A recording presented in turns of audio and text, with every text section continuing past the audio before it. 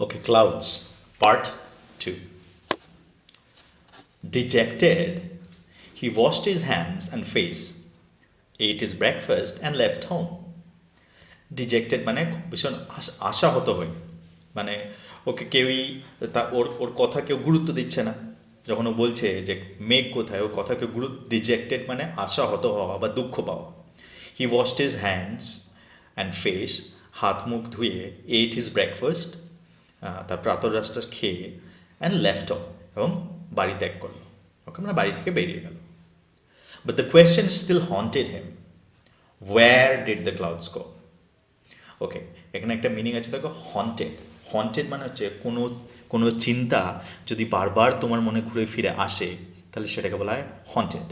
সেখানে haunted house বলা হয় অনেক সময়। এটা ভৌতিক ব্যাপারও ইউজ করা হয়, বা সব সময় এটা কিন্তু ভৌতিক কনটেক্সটে ইউজ করা হয় না। ফর এক্সাম্পল, আমি বলছি যে the thought of losing the match haunted me. কী বললাম? The thought of losing the match haunted me, মানে যে আমি একটা ম্যাচ হেরে গেছিলাম এবং সেই ম্যাচটার কথা আমি না চাইলেও বারবার আমার মনে চলে আসছে যে ম্যাচটা আমি হেরে গেছিলাম। So this is also the meaning of haunted. কিন্তু কোন প্রশ্নটাকে হন্ট করেছিল, মানে কোন প্রশ্নটা ওর মনে বারবার ঘুরে ফিরে আসছিল? কি where did the clouds go? মেঘগুলো গেল কোথায়? He remembered what he had seen the night before, clouds gathering in the dark sky. ও খুব তখন বলছে ছেলেটা যে ওর খুব ভালোভাবে মনে আছে। হি remembered what he had seen the night before, মানে আগের রাত্রে ও কী দেখেছে সেটা ওর খুব ভালোভাবে মনে আছে। কী দেখেছে? The clouds gathering in the dark sky. ও দেখেছে যে মেঘগুলো অন্ধকার আকাশে জমা হচ্ছিল। But when he went to sleep, the sky was clear and full of stars. আচ্ছা, কিন্তু যখন সে ঘুমাতে গেল, তখন আকাশের দিকে তাকিয়ে দেখছে দ্য স্কাই ওয়াজ ক্লিয়ার, আকাশ একদম পরিষ্কার, অ্যান্ড ফুল অফ স্টার্স, এবং তারা দেখা যাচ্ছে। When he awoke again, he had no idea of the time. All he knew was that it was the middle of the night. So যখন আবার ও রাত্রে জাগলো, he had no idea of the time. কটা বাজছিল সেটা ব্যাপারে ওর কোনো ধারণা ছিল না। All he knew was it was the middle of the night, কিন্তু সে এটা জানতো যে এটা মধ্যরাত্রি হবে। Up there in the sky the clouds were rumbling.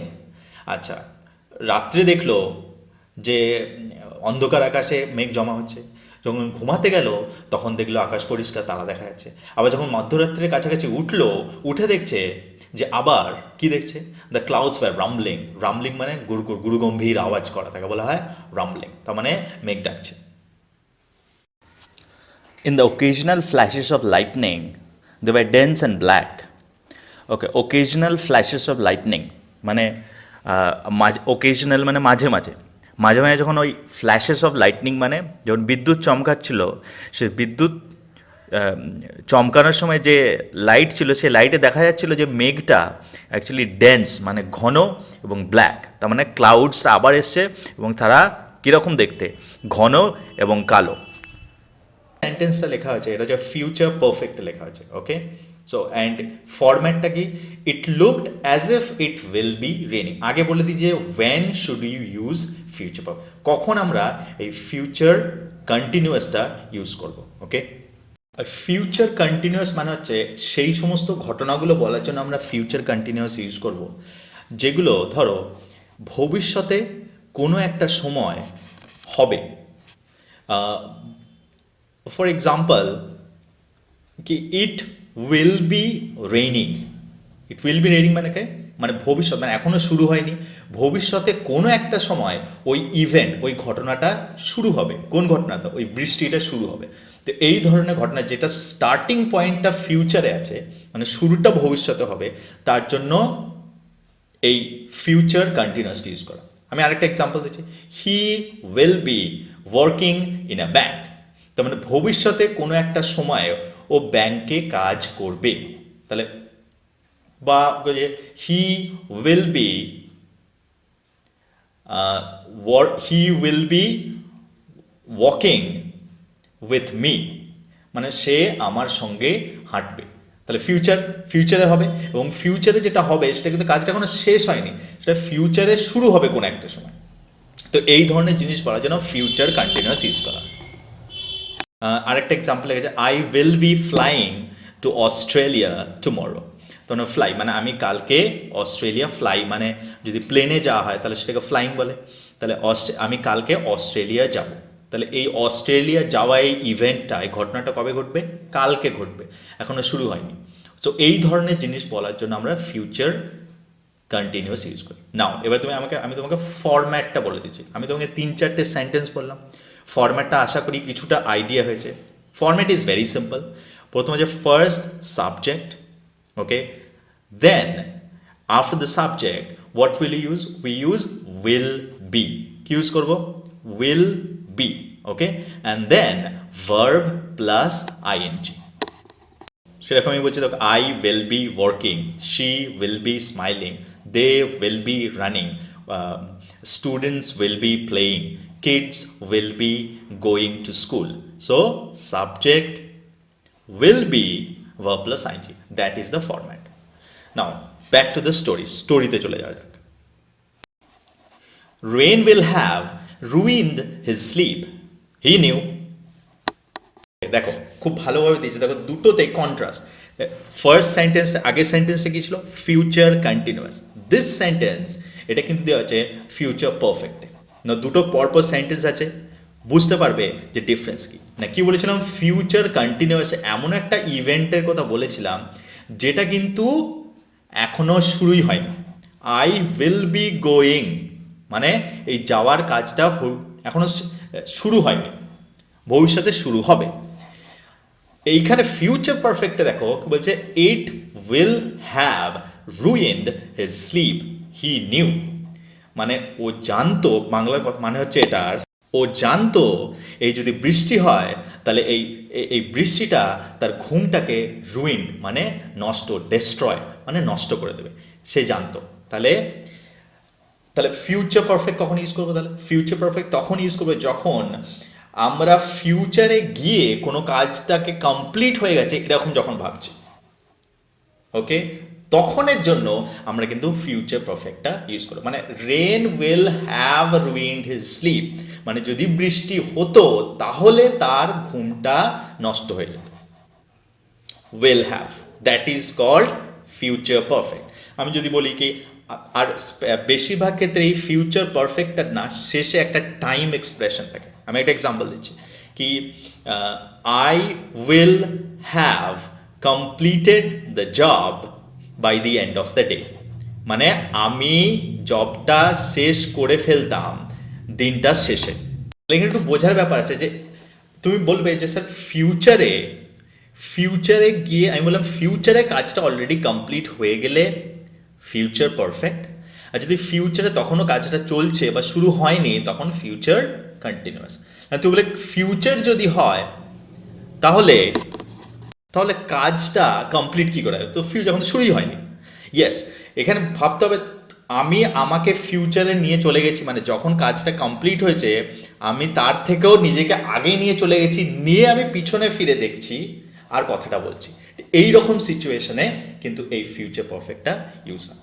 হচ্ছে আই উইল, ফর এক্সাম্পল দেখো আই উইল হ্যাভ অ্যারাইভড আমি পৌঁছে যেতাম, আই উইল হ্যাভ রিচড আমি পৌঁছে যেতাম, এই ধরনের আই উইল হ্যাভ ফিনিশড আমি শেষ করে নিতাম। These are the things we use future. এবার আমি তোমাকে ফরম্যাটটা বলি, কোন ফরম্যাটে ফিউচার পারফেক্টটা ইউজ হয়। Subject will have and then V3 form of the verb, তার মানে past participle form of the verb. He will have finished, I will have gone, they will have smiled, she will have jumped, they will have won. Okay, so this is the format. আচ্ছা, তোমাদেরকে ভালোভাবে বোঝানোর জন্য আর একবার আমি সেন্টেন্সে দেখো, rain will have ruined his sleep, he knew. তাহলে বৃষ্টি হলে, তাহলে বৃষ্টি হওয়াটাও ফিউচারে, তাহলে তারপরে তুমি নিজে কোথায় নিয়ে চলে যাচ্ছ? যখন বৃষ্টি অলরেডি হয়ে গেছে সেই সময় নিয়ে বৃষ্টি হচ্ছে যখন সেইখান থেকে তুমি পিছনে ঘুরছো। যদি বৃষ্টি হতো উইল হ্যাভ রুইন্ড হিজ তাহলে তার ঘুমটার ব্যাঘাত হতো, তার ঘুমটাকে নষ্ট করে দিত। ঠিক আছে? So this is called future perfect. Okay, when he got up in the morning he was amazed. ওকে, যখন সে সকালে ঘুম থেকে উঠলো, হি ওয়াজ অ্যামেজড, মানে অবাক হয়ে গেল। The sky was clear and empty, not a trace of rain in the courtyard. বলছে আকাশটা একদম এম্পটি মানে খালি আর পরিষ্কার ছিল, মানে কোনো মেঘের চিহ্নই নেই। Not a trace of rain in the courtyard, trace মানে চিহ্ন, কোর্টইয়ার্ড মানে উঠোন, উঠোনে যে বৃষ্টি হলে তাতে একটা চিহ্ন থাকবে, ভিজে ভিজে থাকবে, কোনো চিহ্নই নেই যে বৃষ্টি হয়েছে। He was surprised and saddened. The clouds had moved across the skies without shedding a drop of rain. Okay, তখন না হি ওয়াজ সারপ্রাইজ, ও অবাক হয়ে গেল, স্যাডেন্ড মানে কোনো ভীষণ দুঃখ পেল। Why? Because the clouds had moved across the skies, মানে মেঘগুলো মানে আকাশে সরে গেছে। Without shedding a drop of rain, মানে শেডিং মানে ঝরে, এক ফোঁটা বৃষ্টি না ঝরিয়েই ক্লাউডটা কি হয়েছে, মেঘটা পালিয়ে গেছে, মানে মেঘটা সরে গেছে। And it saddened him to think that he had fallen asleep. Had he stayed awake, perhaps the clouds would not have disappeared like that. Okay, so and it saddened, আরও বেশি দুঃখ পেল কেন? ভাবলো যে it saddened him to think that he had fallen asleep, যে ভাবলো যে কেন ঘুমিয়ে গেলাম, এটা ভেবেও খুব দুঃখ পেল। তো কেন বলছে had he stayed awake perhaps, তো বলছে যদি সে জেগে থাকতো তাহলে হয়তো clouds would not have disappeared like that, তাহলে হয়তো মেঘগুলো এইভাবে উধাও হয়ে যেত না। It would have been the season's first rainfall, এটা এই মরশুমের প্রথম বৃষ্টিপাত হতে পারত।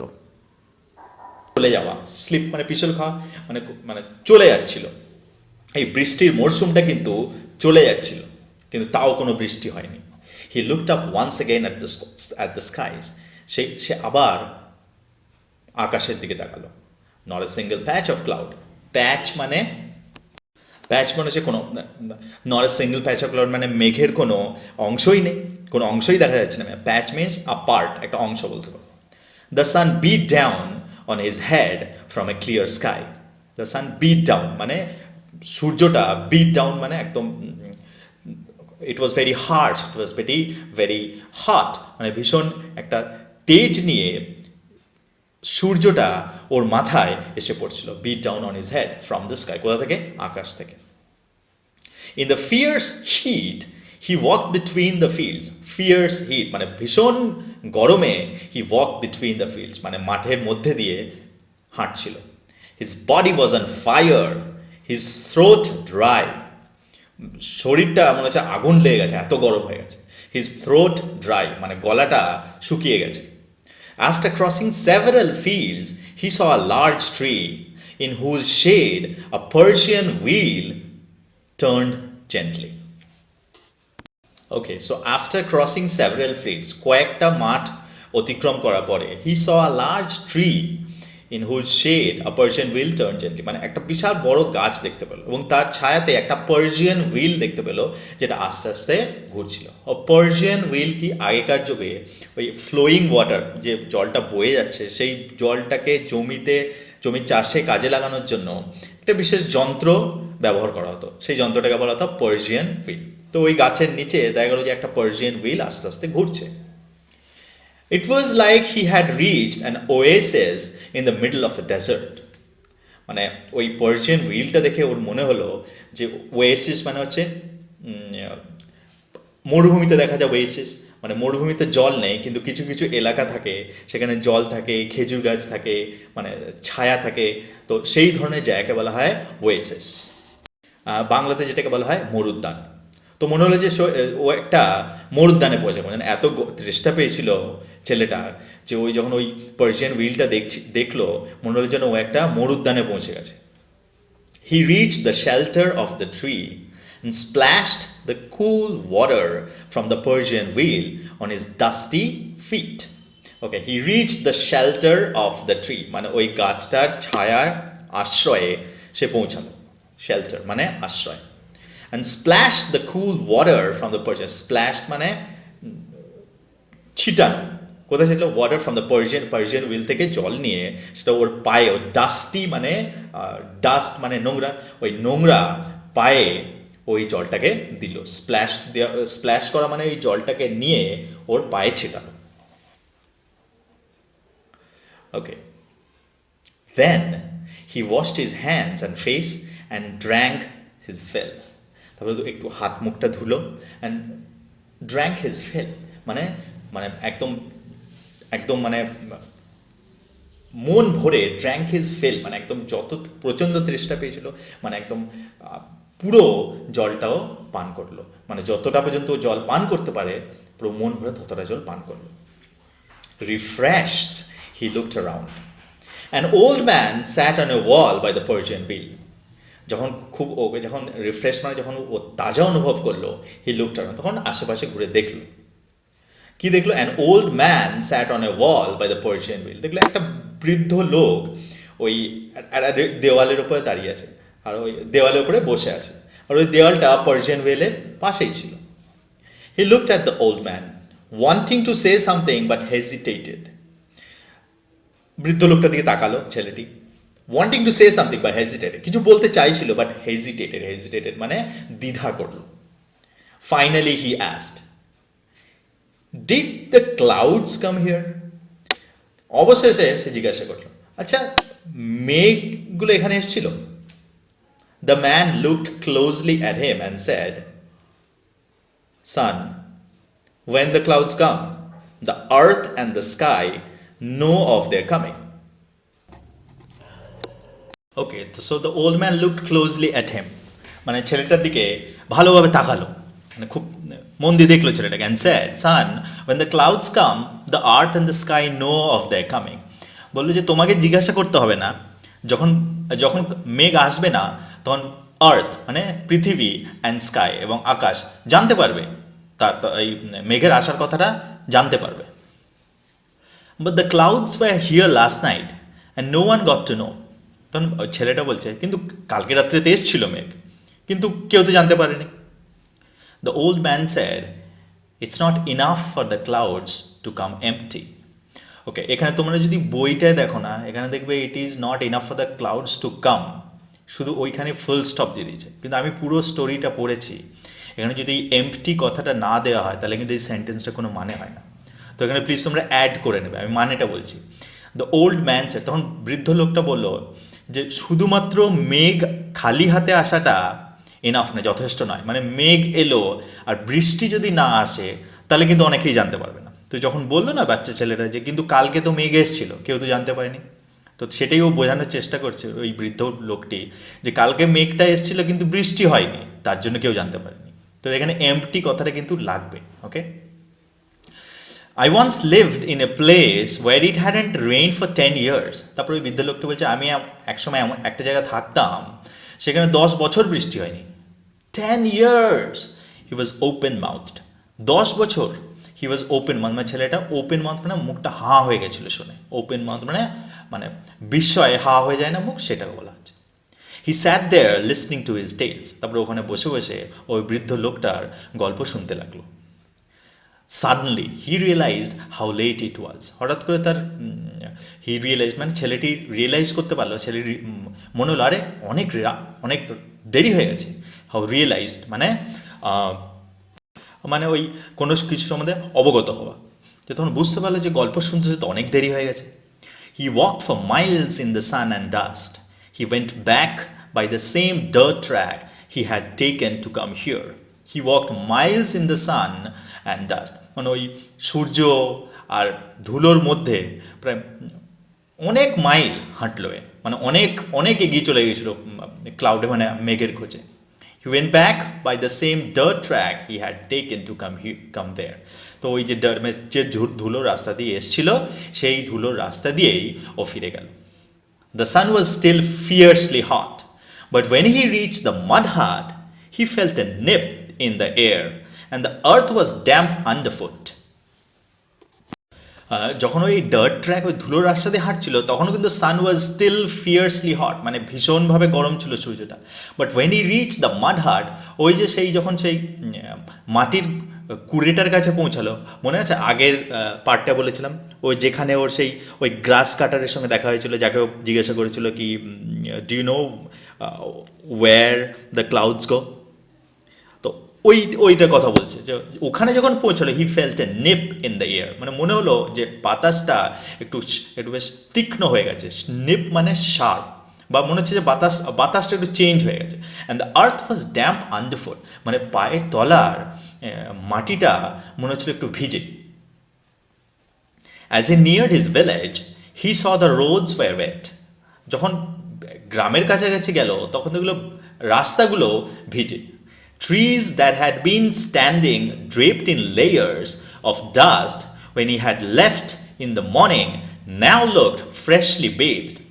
তো বলছে কি trees that had been standing draped in layers of dust, যখন ও যাওয়ার সময় দেখেছিল যে গাছগুলো ড্রেপড মানে কাভার্ড, মানে মানে ঢেকে আছে কিসে, লেয়ার্স অফ, মানে মানে মানে বৃষ্টি হয়নি তো অনেক দিন, সেই জন্য ওই ধুলোর স্তর পড়ে আছে ওই গাছগুলোর উপরে। এখন কি দেখছে সেইগুলো আর নেই। নাও লুকড ফ্রেশ, এখন মনে হচ্ছে যে প্রত্যেকটা গাছ যেন স্নান করেছে এবং তাদেরকে ভীষণ তাজা মনে হচ্ছিল। He felt a wave of happiness. He hurried home. He wanted to see how fresh and clean the jamun tree in his courtyard looked. আচ্ছা, a wave of happiness মানে একটা খুশির তরঙ্গ খেলে গেল ছেলেটার মধ্যে দিয়ে, মানে অনুভব করলো, খুশির তরঙ্গ একটা অনুভব করে। হি হারিড হোম, তাড়াতাড়ি বাড়ি পৌঁছালো। He wanted to C how fresh and clean the jamun tree in his courtyard look, মানে সে দেখতে কেন তাড়াতাড়ি করছিল, কারণ কি দেখতে চাইছিল যে ওদের আঙিনায় একটা জামুন ট্রি মানে জাম গাছ ছিল, কি বৃষ্টিতে ভিজে ওই জাম গাছটায় কীরকম লাগে সেটা দেখতে ও চাইছিল, সেজন্য তাড়াতাড়ি বাড়ির দিকে রওনা দিল। When he got home, he saw that the rain had changed everything. যখন ও বাড়ি পৌঁছালো তখন দেখলো বৃষ্টি সব কিছুকে পাল্টে দিয়েছে। The jamun tree stood clean and scrubbed, freshly showered. ওই জামুন ট্রি যেটা দেখার জন্য তাড়াতাড়ি বাড়ি ফিরলো, সেটা দেখছে দাঁড়িয়ে আছে ক্লিন, একদম পরিষ্কার, স্ক্রাব মানে মানে ঘষে ঘষে কোনো ময়লা পরিষ্কার করলে সেটাকে স্ক্রাব বলে। মনে হচ্ছে যেন ওই ওই ওই বৃষ্টিতে ধুয়ে ওই জাম গাছটা একদম পরিষ্কার, একদম ঝকঝকে তকতকে হয়ে দাঁড়িয়ে আছে। ফ্রেশলি শাওয়ার, মনে হচ্ছে একদম এইমাত্র চান করেছে এবং তাজা হয়ে আছে। And Ammaji was saying that was a good summer, thank God. এবং সে ছেলেটি ওর মাকে বলতে শুনলো কি দারুণ বৃষ্টি হলো, থ্যাংক গড। অ্যান্ড ও উপরওয়ালাকে ধন্যবাদ জানাচ্ছিলেন ওর মা। Raindrops were still rolling off the leaves of the jamun. মানে ওই যে বৃষ্টির ফোঁটাগুলো তখনও were still rolling, মানে রোলিং মানে গড়িয়ে গড়িয়ে ওই জামের গাছের পাতা দিয়ে গড়িয়ে গড়িয়ে পড়ছিল। He stood beneath the tree and let them fall on his head and face. Beneath মানে ওই ছেলেটি জাম গাছের নিচে দাঁড়ালো এবং ওই যে বৃষ্টির ফোঁটাগুলো জাম গাছের পাতা হয়ে পড়ছিল সেগুলোকে সে তার মুখ এবং তার মাথায় পড়তে দিল। He raised his eyes to the sky and saw it clear without even a wisp of cloud. যখন ও চোখগুলো তুলে ছেলেটি চোখগুলো তুলে আকাশের দিকে তাকালো, দেখলো যে আকাশে কিন্তু আর কোনো মেঘ নেই।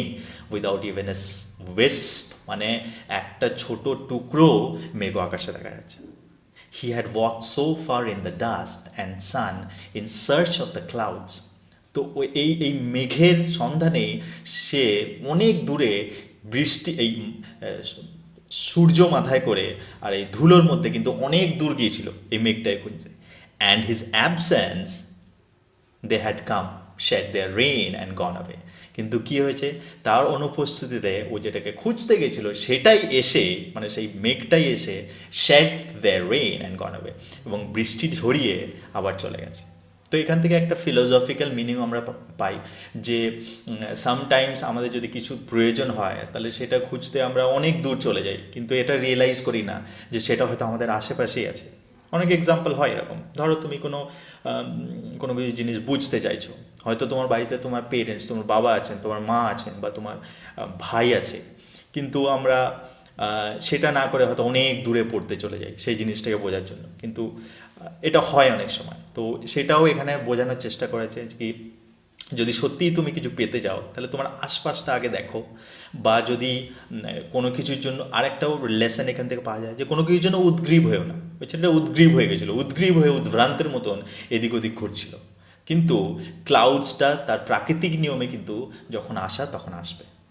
তো এটাও একটা বলতে পারে একটা শিক্ষা আমাদের এই স্টোরি থেকে, এই প্রোজ থেকে নেওয়া উচিত। ওকে, থ্যাংক ইউ ফর লিসনিং। এটা হচ্ছে শেষ হয়ে গেল স্টোরিটা। নাও এই স্টোরি থেকে আমি কী বলেছিলাম, দুটো জিনিসে ফোকাস করতে হবে। একটা হচ্ছে ফিউচার কন্টিনিউয়াস, আর একটা হচ্ছে ফিউচার পারফেক্ট। আমি শেষে কিছু এক্সাম্পলস দিয়ে দিচ্ছি আর কিছু কোয়েশ্চেনও দিয়ে দিচ্ছি, আর ওই কোয়েশ্চেনগুলো পরে কিছু আনসার্সও থাকবে। তোমরা আগে দেখে নাও, নিজে সলভ করে দেখো, আর তারপরে আনসারগুলোর সঙ্গে মিলিয়ে দেখো কতগুলো পারছো কতগুলো পারছো না। আর তারপরেও যদি কোনো অসুবিধা হয় কমেন্ট করো, আমি নিশ্চয়ই সেগুলোকে সলভ করার চেষ্টা করব। ওকে, থ্যাংক ইউ।